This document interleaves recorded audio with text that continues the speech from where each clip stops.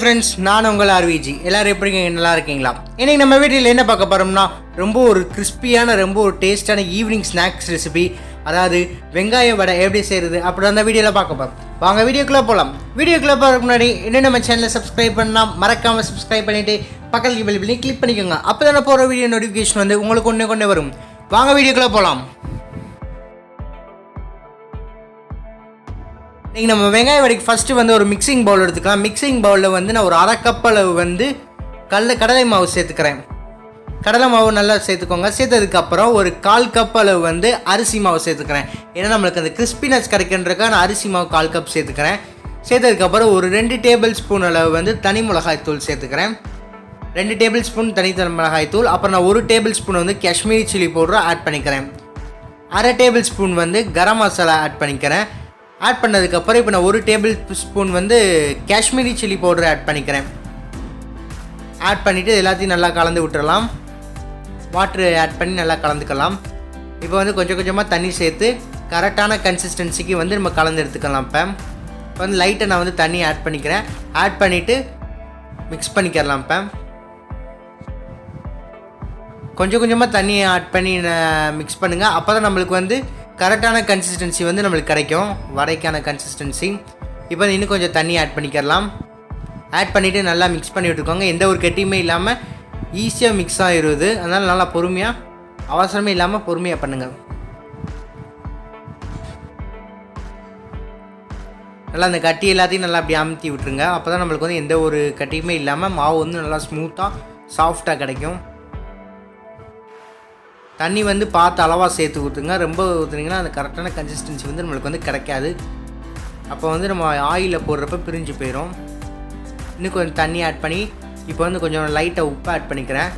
லைட்டாக தண்ணி ஆட் பண்ணி கரெக்டான கன்சிஸ்டன்சிக்கு கலந்து எடுத்துக்கோங்க.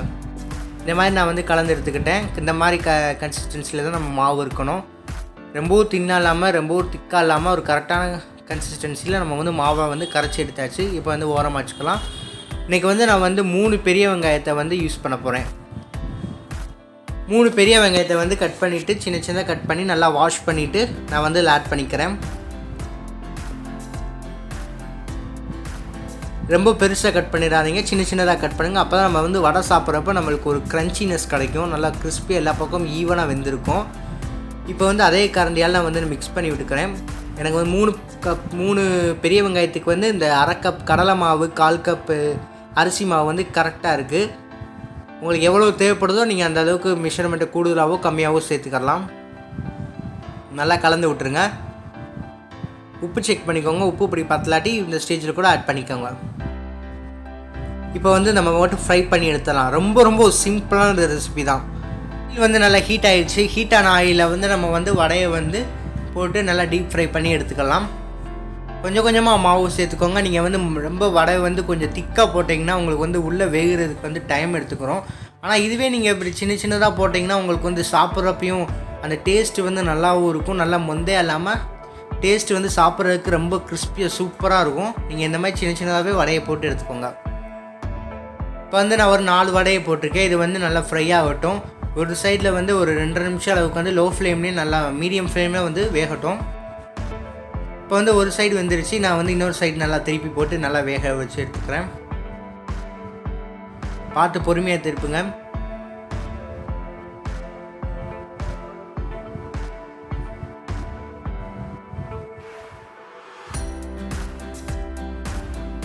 இப்போ வந்து வடை வந்து நல்லா வெந்துக்கிட்டு இருக்கு.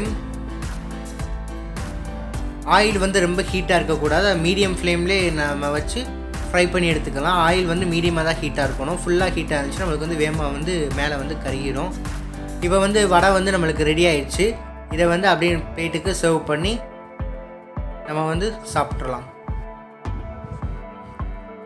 இதே மாதிரி எல்லா வடையும் நான் வந்து போட்டு எடுத்துக்கிறேன். மறுபடியும் உங்களுக்கு போட்டு காமிக்கிறேன்.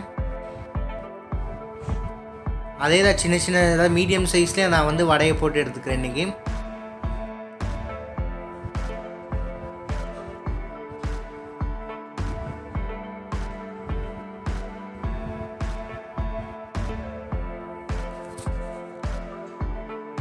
இதே மாதிரி எல்லா வடையும் தட்டி போட்டு எடுத்துக்கோங்க. அவ்வளோதான்.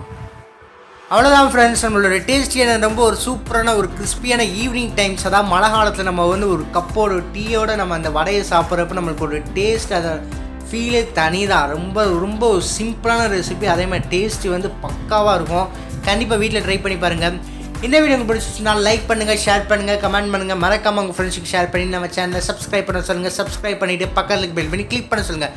அப்போ தான் போட்டோட வீடியோ நோட்டிஃபிகேஷன் வந்து உங்களுக்கு ஒன்றே வரும். தேங்க்ஸ் ஃபார் வாட்சிங் திஸ் வீடியோ. அருமையான ரெசிபியில் நம்ம சந்திக்கலாம்.